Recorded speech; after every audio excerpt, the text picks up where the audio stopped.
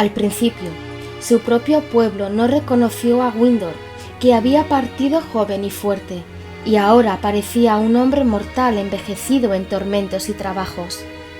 Pero Finduilas, hija del rey Orodreth, lo reconoció y le dio la bienvenida, pues lo había amado antes de la Nirnaeth, y muy grande fue el amor que la belleza de Finduilas despertó en Gwyndor, y la llamó Faelibrin, la luz del sol sobre los estanques de Ibrin.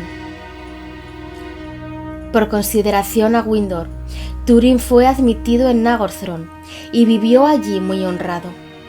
Pero cuando Gwyndor iba a proclamar el nombre de Túrin, él se lo impidió, diciendo: «Yo soy Agarwaen, el hijo de Umarth», lo que significa manchado de sangre, hijo del lado desdichado, un cazador de los bosques. Y los elfos de Nagorthron no preguntaron más. En el tiempo que siguió, la estima de Orodreth por Túrin continuó creciendo, y casi todos los corazones se volcaron a él en Nagorthron, porque apenas había alcanzado la edad viril, y era en verdad, a los ojos de todos, el hijo de Morgwen Elethwen, de cabellos oscuros y piel clara, con ojos grises y de rostro más bello que el de ningún hombre mortal de los días antiguos. Por el habla y el porte, parecía del antiguo reino de Doriath, y aun entre los elfos podría haber sido tomado por un grande de los Noldor. Así fue que muchos lo llamaron Adán-Edel, el hombre elfo. La espada Anglachel fue forjada de nuevo por hábiles herreros de Nagorthron, y aunque continuó siendo negra, un fuego pálido brillaba ahora en el filo de la hoja, y él la llamó Gurzan, hierro de la muerte. Tan grandes fueron en verdad las proezas y la habilidad de Túrin combatiendo en los confines de la planicie guardada, que él mismo llegó a ser conocido como Mormegil, la espada negra, y los elfos decían: «No es posible dar muerte a Mormegil, salvo que así lo quiera la suerte adversa, o una flecha maligna disparada desde lejos». Por tanto le dieron una cota de malla, de los enanos, para protegerlo, y buscó con ánimo sombrío en los arsenales, y encontró también una máscara de los enanos, enteramente dorada, y se la ponía antes de la batalla, y el enemigo huía ante el rostro de Túrin. Fue así que el corazón de Finduilas se apartó de Gwyndor, y a pesar de ella misma amó a Túrin.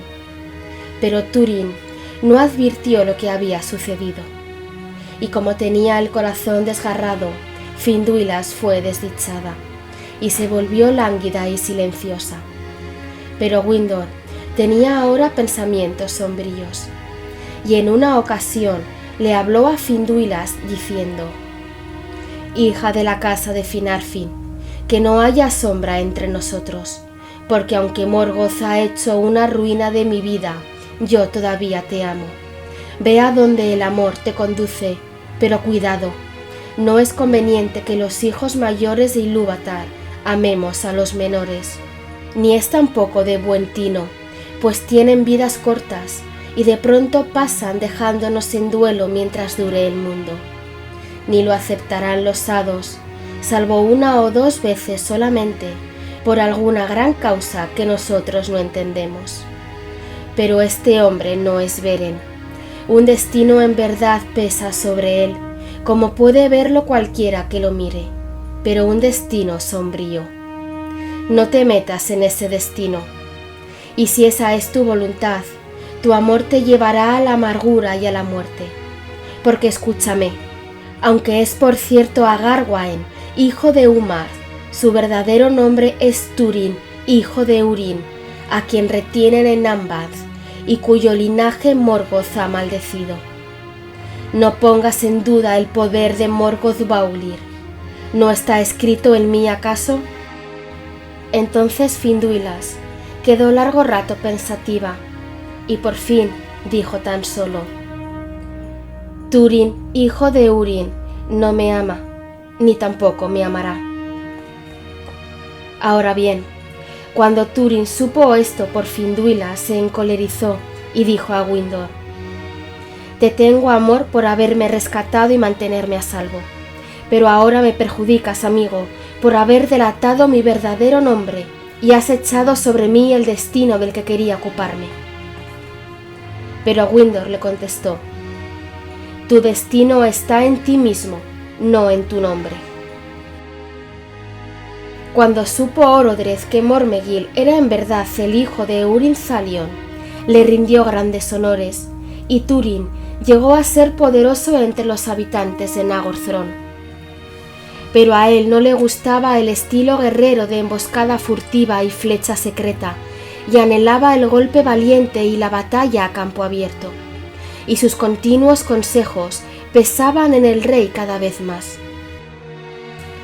En esos días, los elfos de Nagorthron dejaron de ocultarse y acudieron a la batalla abierta y almacenaron muchas armas, y por consejo de Túrin, los Noldor construyeron un puente poderoso sobre el Narog y desde las puertas de Felagund para el transporte más rápido de las armas.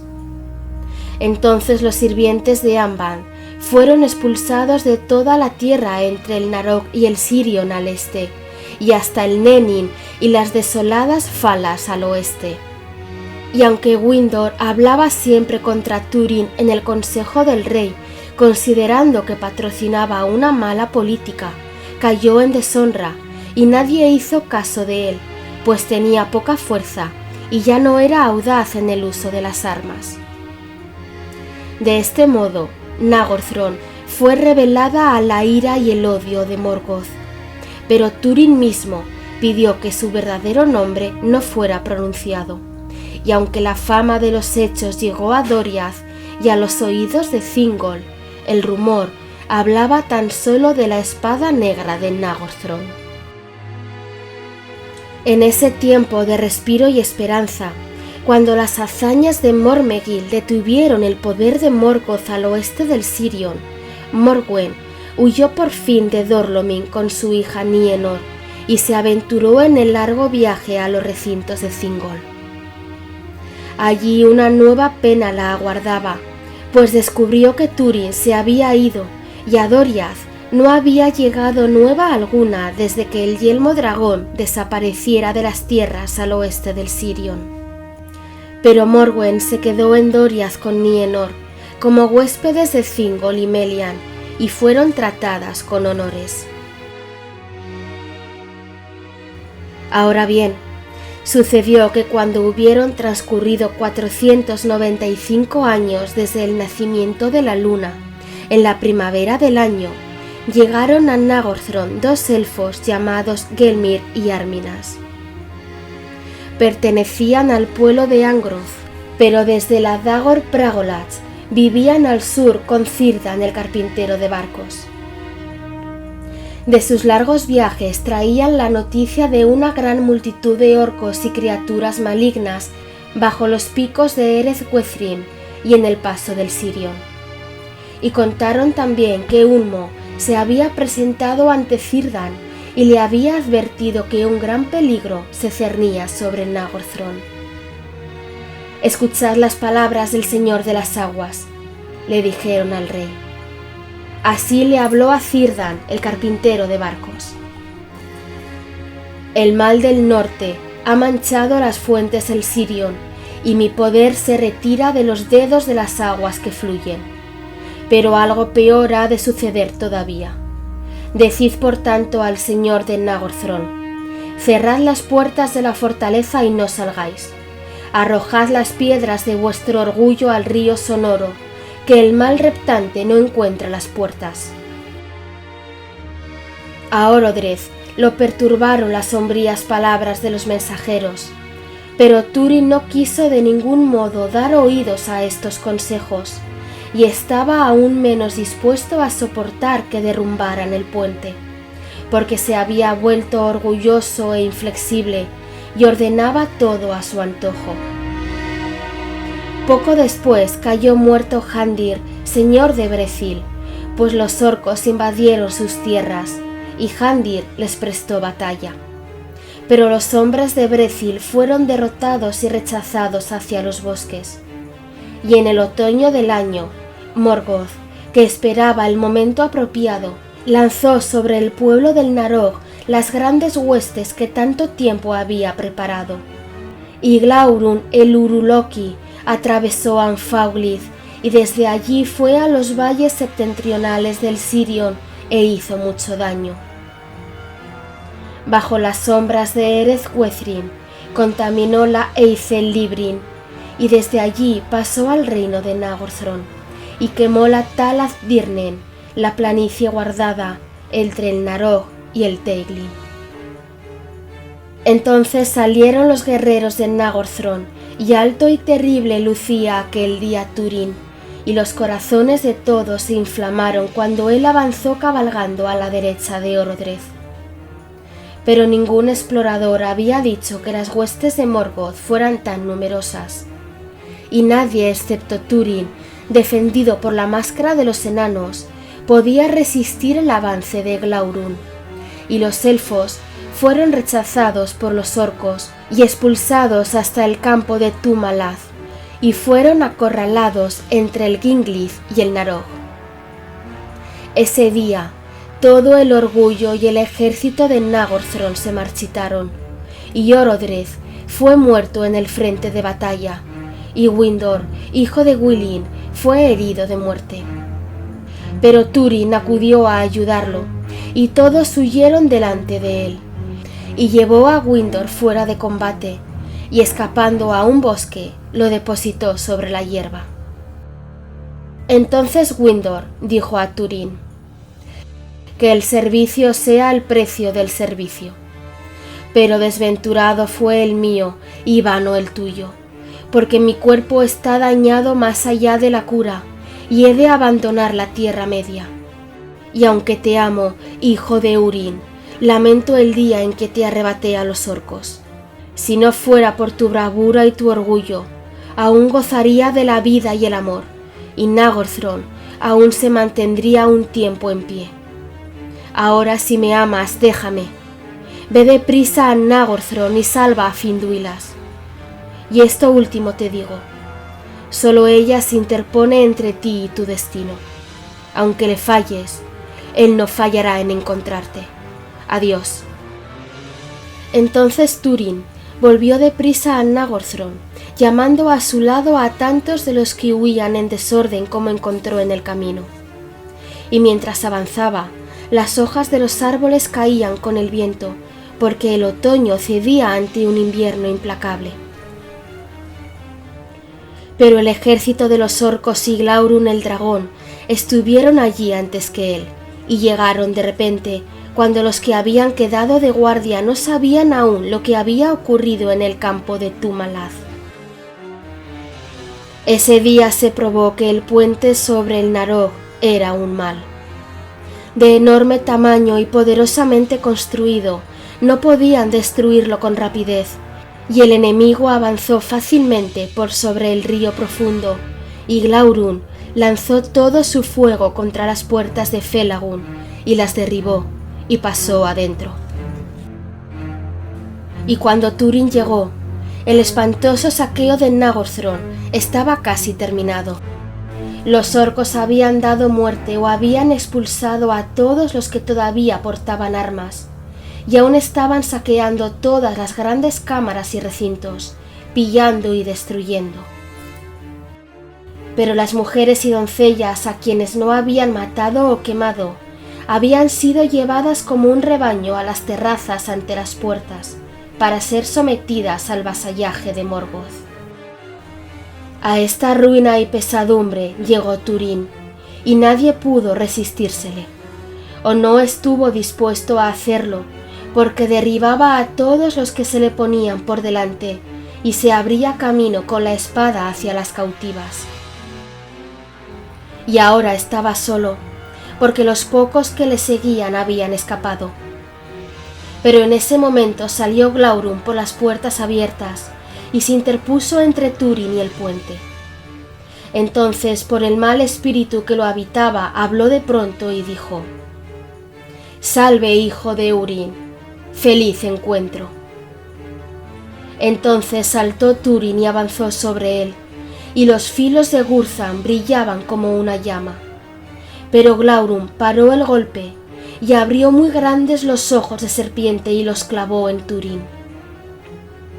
Sin temor los miró Túrin mientras alzaba la espada, y enseguida cayó bajo el hechizo de atadura que venía de los ojos sin párpados del dragón, y se detuvo inmovilizado.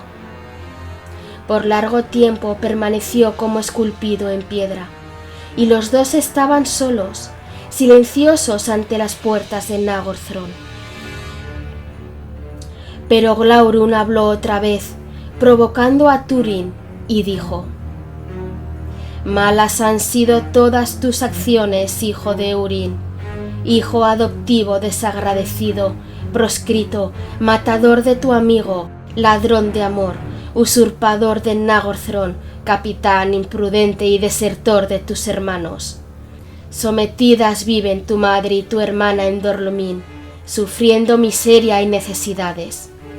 Tú llevas las galas de un príncipe, pero ellas están en harapos, y penan por ti, pero a ti eso no te importa. Feliz estará tu padre al enterarse de que tienes semejante hijo, y se enterará».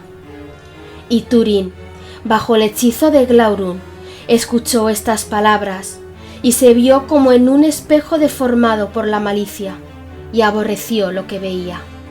Y mientras los ojos del dragón le ataban la mente atormentada y no le era posible moverse, los orcos se llevaban el hato de cautivas y pasaron cerca de Túrin y cruzaron el puente.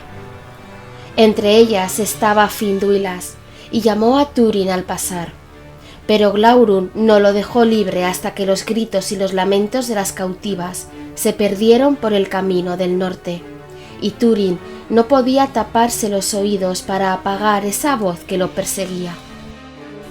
Entonces de pronto apartó Glaurung la mirada y esperó, y Túrin se movió lentamente como quien despierta de un sueño espantoso.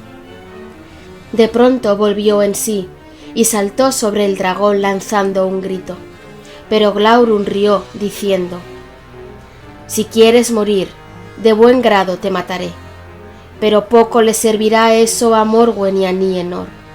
No hiciste caso de los gritos de la mujer elfo.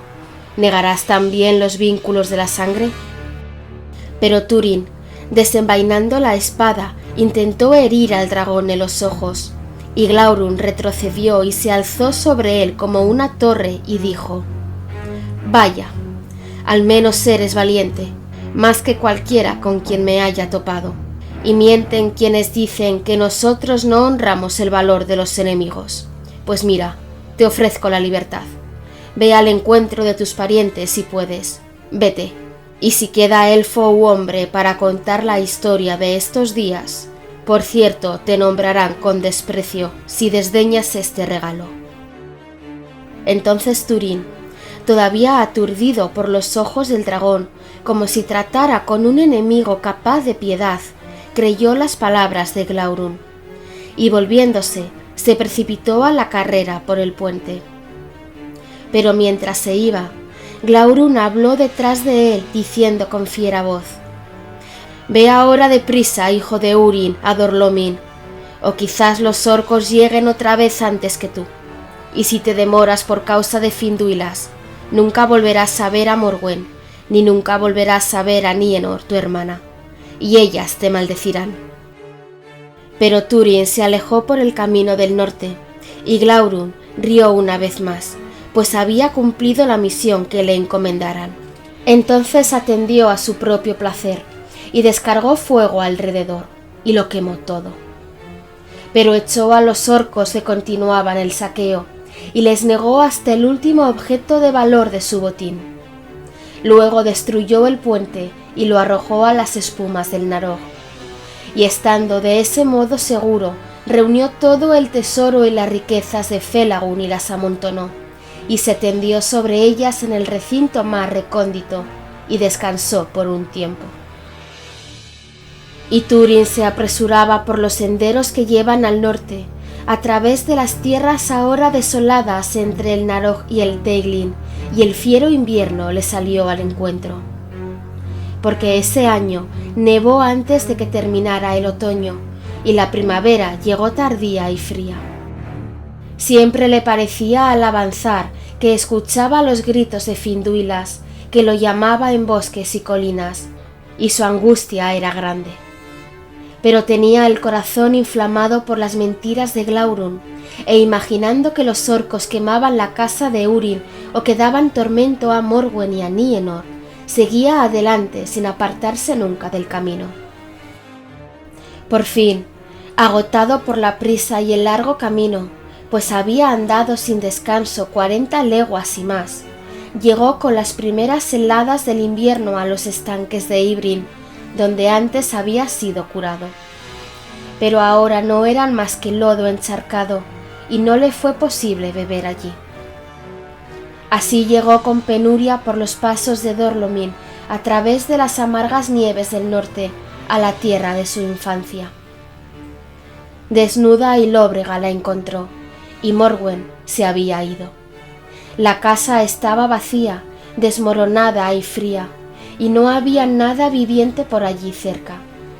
De modo que Túrin partió y fue a la casa de Broda el oriental, el que había desposado a Aerin, pariente de Húrin, y supo allí por un viejo sirviente que Morwen se había ido hacía ya mucho tiempo, pues había escapado con Nienor de Dorlomin. Solo Aerin sabía a dónde. Entonces Túrin se acercó a la mesa de Broda y aferrándolo desenvainó la espada y le exigió que le dijera dónde había ido Morwen. Y Aerin declaró que había ido a Doriath en busca de su hijo. Pues las tierras habían sido libradas del mal en ese entonces, dijo, por la espada negra del sur, caída ahora según dicen.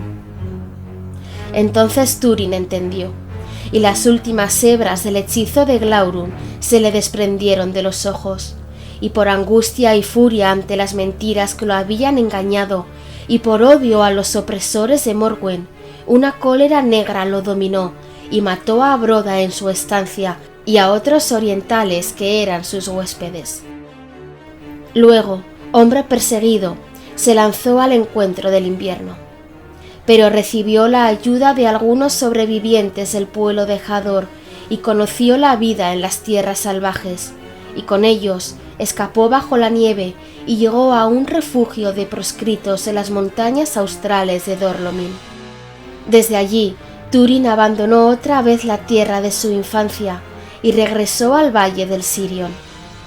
Había amargura en su corazón porque a Dorlomin solo había llevado más pesadumbre, y a la gente que se quedaba le alegró que partiese. Y solo tenía este consuelo, que por las proezas de la espada negra el camino a Doriath le había sido abierto a Morwen. Y dijo en sus pensamientos, pues entonces esos hechos no a todos llevaron el mal. ¿Y dónde mejor habría yo albergado a mis hermanos, aun cuando hubiera llegado antes?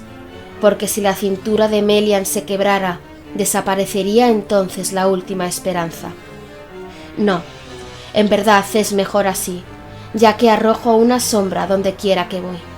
Que Melian las guarde, y por un tiempo las dejaré en paz sin sombra que las oscurezca. Ahora bien, Túrin, que descendía de Ereth Gwethrin, buscó en vano a Finduilas, rondando por los bosques bajo las montañas, salvaje y cauteloso como una bestia, y siguió todos los caminos que conducían al norte hacia el paso del Sirion. Pero llegó demasiado tarde, porque todos los rastros habían envejecido o los había borrado el invierno. Pero sucedió que yendo hacia el sur por el Teglin abajo, se topó con algunos de los hombres de Brethil rodeados de orcos, y los liberó. Y los orcos huyeron de Gurzan. Se presentó a sí mismo como el salvaje de los bosques, y le rogaron que fuera a vivir con ellos. Pero él dijo que aún tenía que cumplir un cometido, buscar a Finduilas, la hija de Orodred de Nagorthron. Entonces Dorlas, el jefe de esos habitantes del bosque, le dio la penosa noticia de que ella había muerto.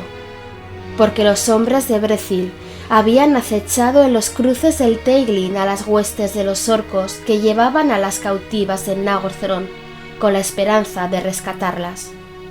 Pero los orcos enseguida mataron cruelmente a las prisioneras, y a Finduilas la clavaron a un árbol con una lanza.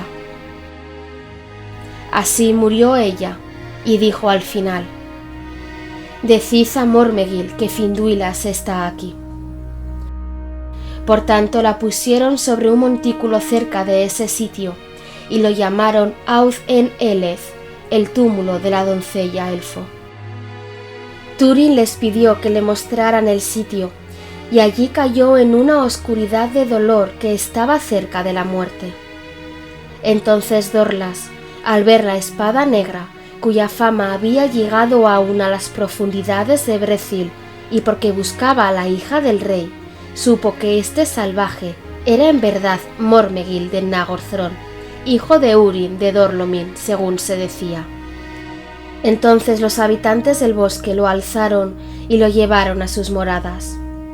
Ahora bien, éstas se encontraban en el interior de una empalizada sobre una altura del bosque, Efel Brandil, sobre Amon Nobel, porque el pueblo de Haleth había menguado por causa de la guerra, y el hombre que los gobernaba, Brandir, hijo de Handir, era de dulce temple y también tullido desde la infancia, y más confiaba en el secreto que en las hazañas de guerra para salvarse del poder del norte.